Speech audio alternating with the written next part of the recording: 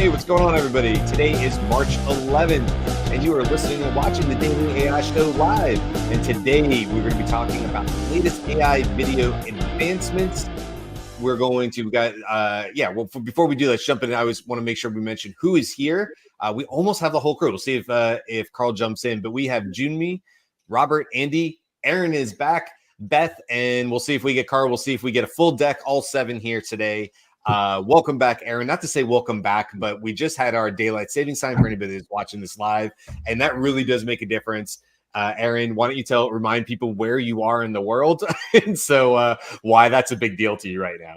Yeah, Perth, Western Australia. So we are currently now 12 hours ahead of Eastern Standard Time. It was 13 hours as of yesterday. So that means I start at 10 p.m. for the show instead of 11. That 1 hour extra makes a difference to my sleep. Yeah, for sure. So we're in the better 6 months of the year. As far as I'm concerned, it can stay like this forever. I wish they would just pass that federal law and be done with it. But that's a show topic for another day and probably has nothing to do with AI. Or maybe it does. Maybe there is some AI in there somewhere. Today, though, we want to focus on video. So here's the thing, and I think maybe this is where we should start the conversation. When it comes to AI and video, that's a broad topic, and it would be too difficult and too scatterbrained to just start jumping into tools, because you'd be like, wait, hold on, where does that fit in? So I did some preliminary research, but I think you guys are probably going to come up with some extra categories here. But here's the ones I have. Okay, we have text to video. You type in text just like you do with DALL-E, but it outputs a video of some length. We don't need to worry just yet about how much length or quality or anything like that. Okay, then we have, I give you an image and you add motion to it, which we could say is a video, right? Again, could be 2 seconds, could be a small GIF. There's a variety of tools for that, but giving somebody an image and getting it to move and have some sort of spatial changes in there, that's another tool. Okay, then we have some big players in there. We have Pika, which really sort of wowed people not too long ago. And then we also have Sora, which only a month ago, just about a month ago now, hit all the news waves and all that kind of stuff because of what OpenAI released with Sora. And that seems to be a little bit more elevated. Still text to video, so it fits in the first category. It just seems to be, both of them seem to be leading the category, and it's at a higher output from what we can tell. At least in Sora, we cannot currently play with it, so we cannot sit here or anybody listening to the show and say, hey, it works 50% of the time, it works 90% of the time. Oh wow, you really, really, really have to work with this before you get a good result. That part we don't know just yet. And then finally, you have what I would consider to be the talking head, which is, if I was talking to you, anybody happens to be watching this as a video right now, that would be the idea that you could animate my mouth and maybe make me move, depending on what your solutions would be or what your problem you're trying to solve for. And you could animate me and make a video out of something that might have just been a static photo that's also like animating my mouth. And so one of the leaders there is HeyGen. Then you also have, what's the other one called, Aaron? Synthesia? Synthesia. So Aaron's going to talk about that a little bit. Okay. So did I miss any categories based on what you guys think? Are there any extra categories for AI video? I think that there is I can show it here in a little bit if I can pull it up, but there's an open source kind of community. I came across a TikTok of a guy playing around with a real-time image creation tool that you can actually feed it real live video, and it can in real time modify it. It's pretty exciting. So I guess the third bucket, or whatever bucket, is the open source community that is doing some raw stuff. It's not quite, go to market ready or consumer ready, but it's definitely cool.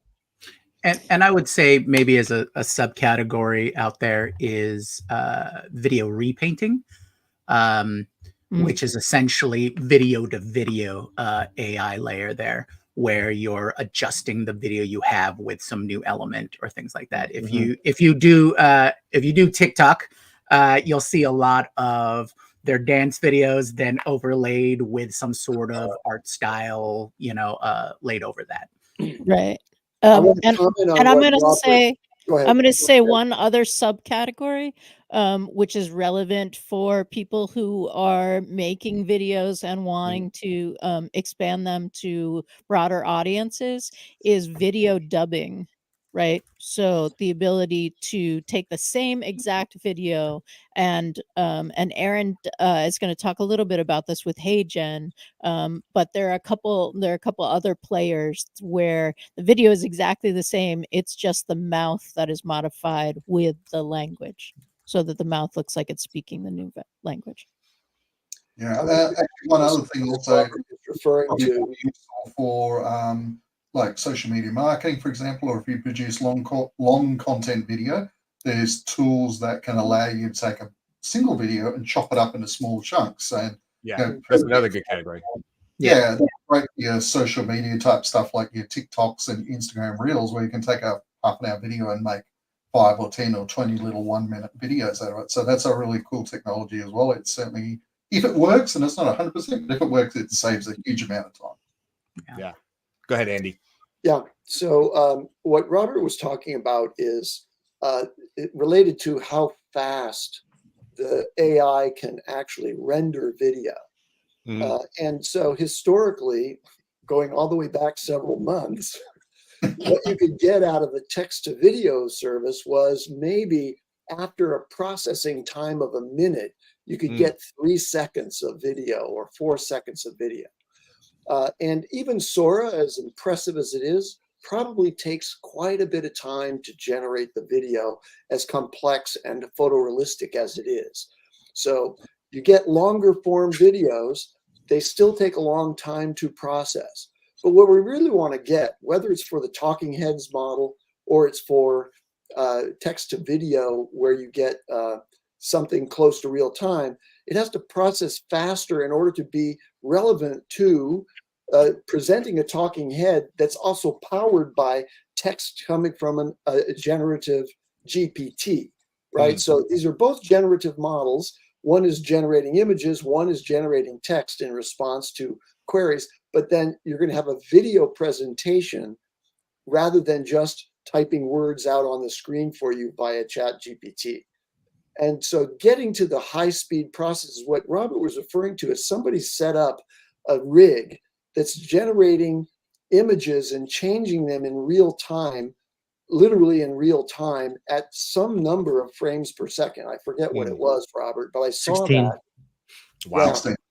Yeah, That's it's fast. just really amazing. And so there's this hardware advance that's happening, and then there's the coding advances that are happening that will eventually make it possible to create a video avatar of you that's as convincing as one that can be rendered over some period of time, minutes or hopefully getting down to seconds, but in real time. So you have a back and forth conversation with a very realistic representation of you that's generated in real time. Just wanted to point that out. What to me that is most baffling or most exciting is getting this in the hands of the true talent. The people that have done this for years with CGI, like the minds, just because you have the most expensive paintbrush in the world does not mean you're going to be Picasso. I know people think that they always, I know my friend would always buy the most expensive, whatever it is. He didn't become a better photographer just because he had the best camera, because the best photographers have like a pinhole camera, because then you're true artists, right? So I want to see people that will take this and run with it. I want to see what they can do. That's what's exciting to me.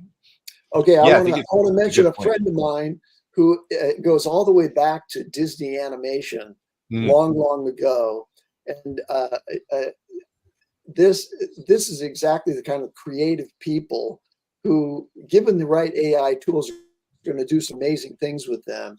And I can tell you that they're working on a platform that will allow full-length animation features to be produced by the creatives, but with all the power of AI. So you're right on. We're not all going to be producers of excellent video, but there are creative people who are adopting the technologies rather than resisting it, and moving forward to accomplish tremendous things for us in the future. And look, I want to talk about that really quick because there's two sides to that. Number one, that makes me extremely excited for the people who have routinely not had the resources that they may be able to make their way into a college or university or something like that, and have access where they wouldn't have at home, but they have the creative ability. They're fantastic at what they do, creative, and they're going to be able to create these feature length videos and stuff like that. I've talked many times about my buddy Dave, who went to Ringling School of Art and Design, and in 90s, he would have been there 95 to 99. He was a year before me. And he was just at the cusp of where they were switching over into computer graphics. And so he did computer animation versus traditional hand-drawn animation. Anyway, that's one side of it. Super excited to see all the people who this unlocks their potential and what they create, because I think that's good for the society. Conversely, I do worry about how many jobs this is going to disrupt, like we were talking about last week in the animation and movie making industry. And we see this obviously with the strikes and things like that, because I know my buddy Dave and his wife Jessica, who both work for Pixar and have for many, many years now, have many friends who are in modeling, lighting, all these other areas that you don't think about when you think about the next Pixar movie being made. And honestly, it's not like they're just being disrupted now. Those areas have probably been disrupted for many, many years due to things like the 3D modeler, that are getting to all of our desktops, versus Dave back in the day had to have a very, very powerful, expensive, processor on his desk in order to run that. Right. And every cubicle had a heavy duty processor, in order to render live like that. So just want to bring that up because I think we talked last week about disruption in AI and work. And I think, unfortunately, AI in animation, movie making, things like that, we're going to see a huge disruption, because if AI can just handle the lighting and the rendering and the modeling and all that, and now somebody who's just a creative who has some talent, like you're saying, Robert, for animation, things like that, can just give the commands and the AI creates the final product. Right. What does that do to everybody else in between?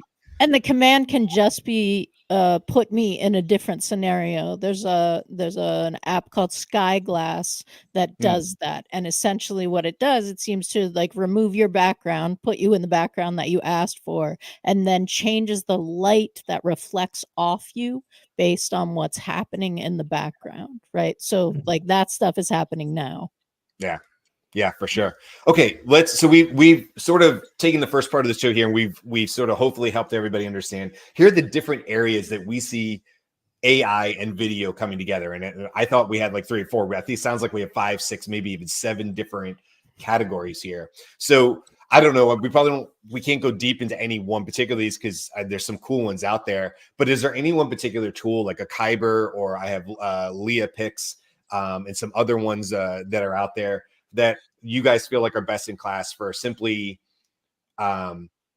putting motion to a static image? Do you guys have any tools that you're currently using that you like for that? Is there any that are worth mentioning? So when it comes to some functionality there, like you guys saw that demo video I sent to you today, where I took a photo of someone and added an AI voice, and it animated his lips and his head a little bit, and it looked pretty realistic. So that was done in HeyGen, and it's using their photo avatar functionality. Pretty simplistic. I'm sure there are far better tools out there, but as a starting point, it's not bad. So that's what I can suggest right now. I would say overall, and we've done a review on this before, is Runway ML. Yeah. There's a lot of post-production video tools that they apply beyond their text to video and image to video. I would like to also highlight a new player that we've mentioned on the previous news episode, Hyper. Hyper is poised to be a competitor for Sora. The article I read from TechCrunch said Hyper is trying to focus on the consumer market as opposed to on a larger business market there. But the big thing that I enjoy is I can try Hyper right now.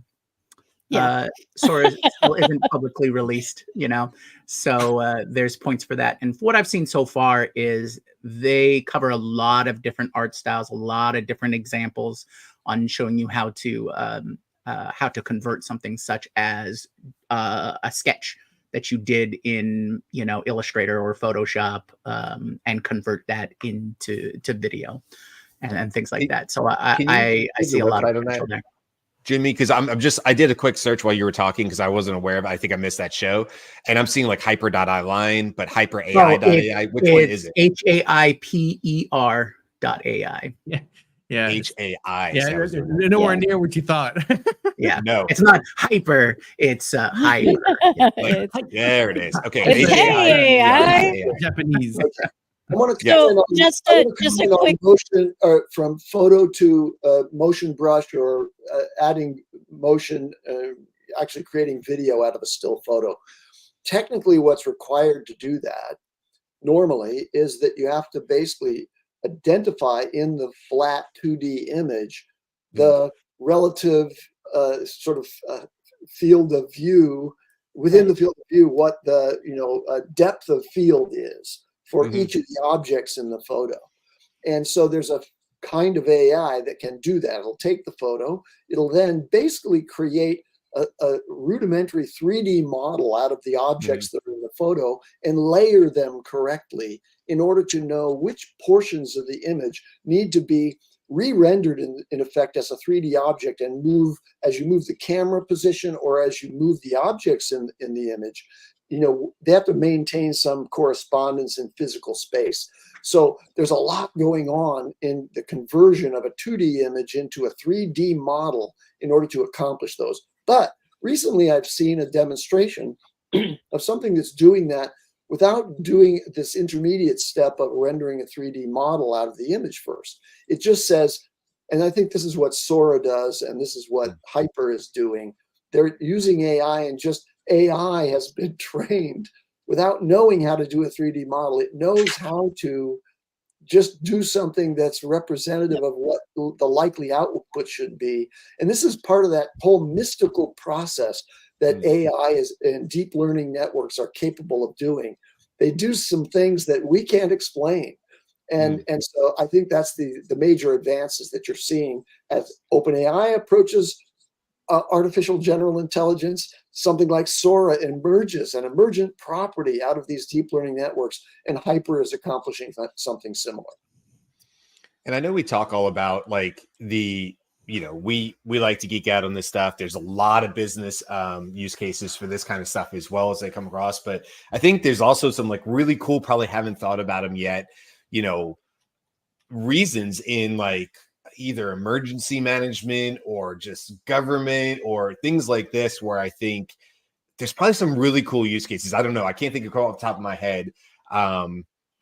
Where I feel like having that almost instantaneous, like you're saying, Andy, manipulation of a photo or something like that could be really, really helpful if it's happening almost in real time. Like, in other words, on a tough book out in the field somewhere or whatever. And I know a lot of times we talk about this stuff right now, but go ahead.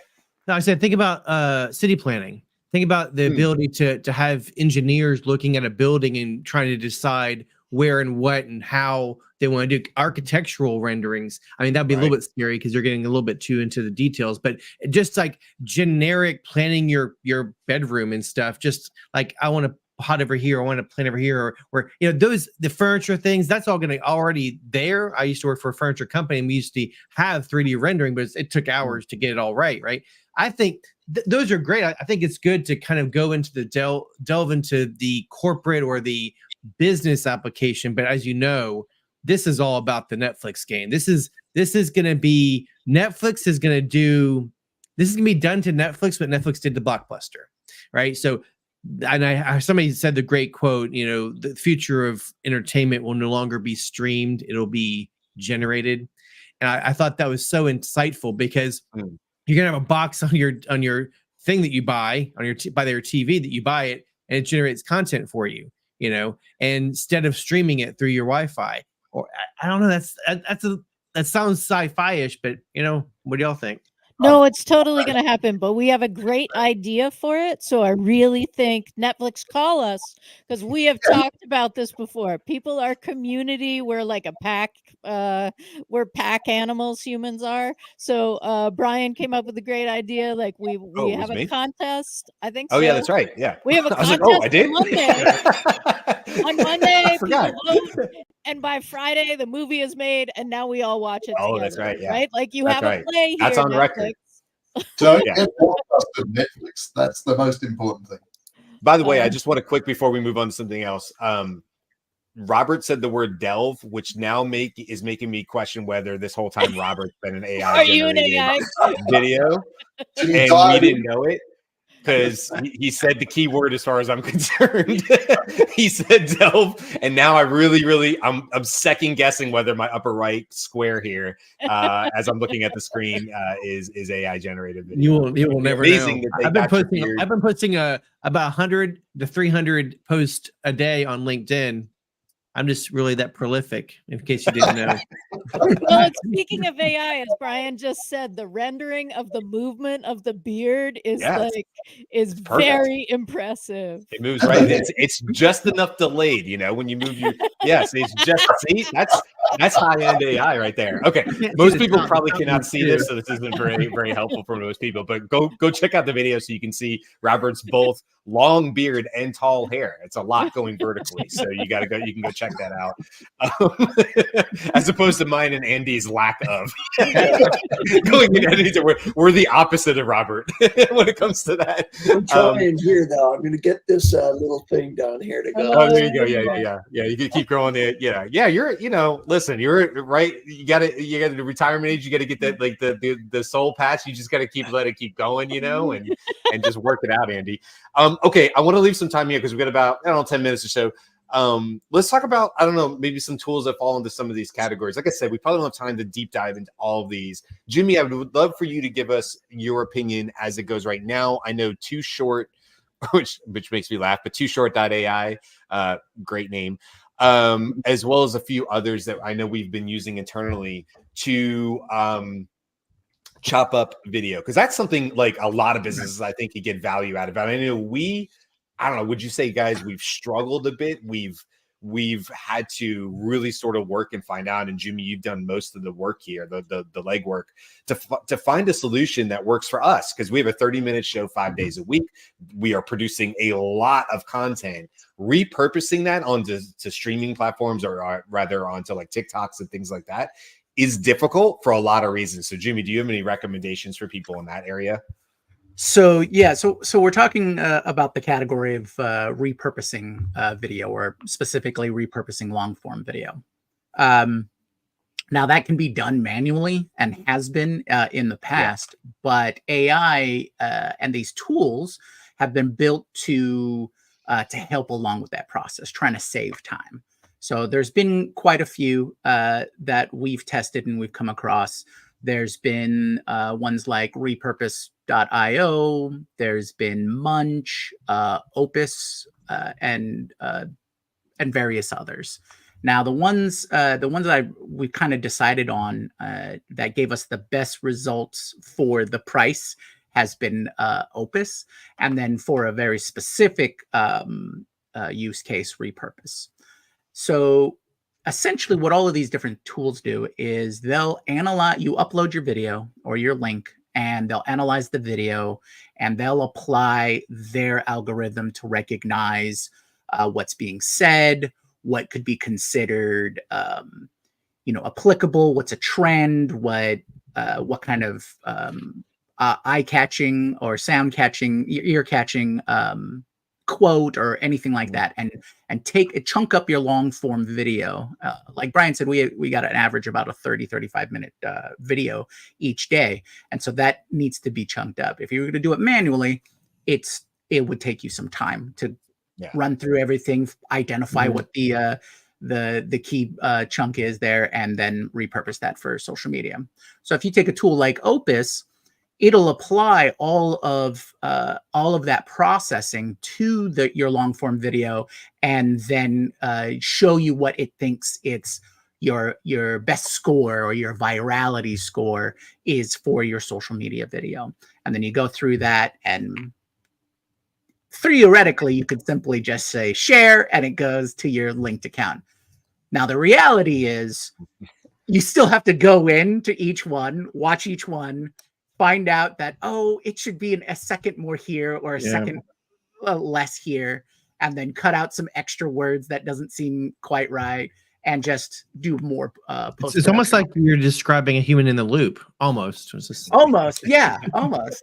And essentially, you would take that extra time to really refine the video, and then you would share it off. Now, do I think they save a significant amount of time from manual? Yes. Do I think that you still have to spend a lot of time? It's not exactly where we want it. Most definitely, it does need more work on it to get to the level of the expectation, or at least what's advertised.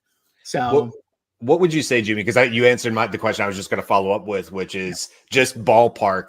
How, because you do this for us for the show, but I know you also have a lot of video editing experience in the past. So how much time do you think it actually saves you? If you just had to ballpark it, is it 50%? Are you literally spending 50% less time than you would have 3 years ago on a similar project? Yes. Because one of the big advantages is the auto recognizing of the text in the video, the speech, and converting it to text, and applying various types of caption templates and video reframing. So being able to reframe to 9:16 as opposed to 16:9, adjust where that framing is going to be in your video, things like that. And then of course, just cutting it up and picking out the sound bites that you want, right? Or the clips that you want. All of that does save a significant amount of time. Should it be faster? Save me more time? Yes, of course. But I might expect too much of it right now. I would say the biggest downfall, and this might just be a cost of doing business for these software, is they charge you based upon your upload hours. So if you're like us, who do a 35-minute show every day, that is a lot of upload or processing video. If you do one show a month, it's probably not bad for you at all. And you buy it by chunks of minutes and things like that. But I want to point out that one of the obvious and advantageous additions that AI provides to editing video is, like, you start with a video, it has an audio track and the visuals.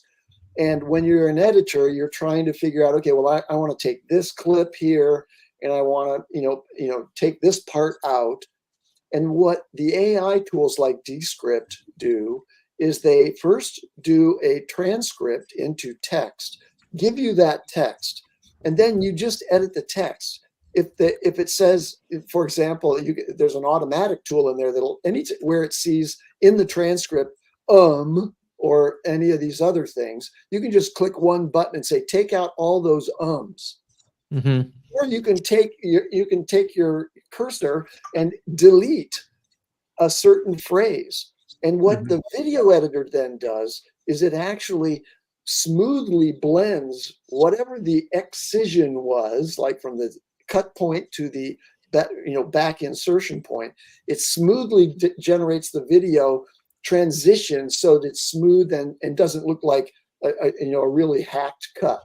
Join us on Friday when we'll be talking about Descript, which does this. Well, I do want to do a little bit of pushback on that last bit. Yes, it does try to give you the smoothest transition, but for all of the video editors out there and people who are looking into it does. Tools like Descript and frankly every single video editor system that I've seen out there now adds text edit by text or text edit, including big ones like Adobe Premiere and things like that. But you need to be aware that this is in a time of what is visually acceptable. right? If you are like a film or television show editor or whatnot, these are not for you. All right. Right. And you will This is not not expect that same acceptable. kind of thing. There is no Right. true narrative editing for this. This is strictly for like TikTok videos, YouTube, Yeah. social media posts, marketing posts, maybe even educational content and things like that. This is not narrative or storytelling editing. I just wanted to be clear on that one. Yeah, One thing I would say I about know that the there's a like scale of Yeah. quality, and a full length feature production is not going to use text editing. But by the way, there probably is some $100,000 software solution subscription model for these higher ends, but that's obviously not what we're talking about here. This is for fast content, like you're saying, Jimmy. I think that's worth mentioning.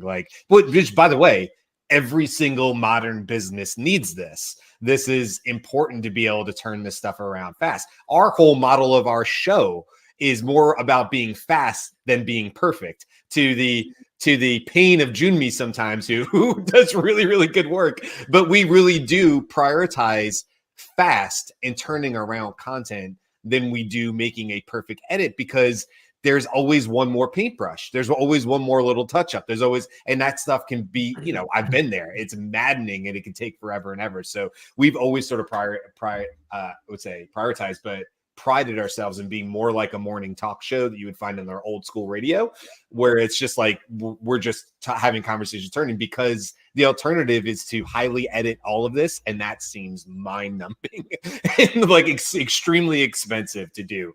So that's why we don't. That's why we're at the level we're at on there. Okay, we only got a couple more minutes on here. Aaron, I was going to jump to you. Go for it.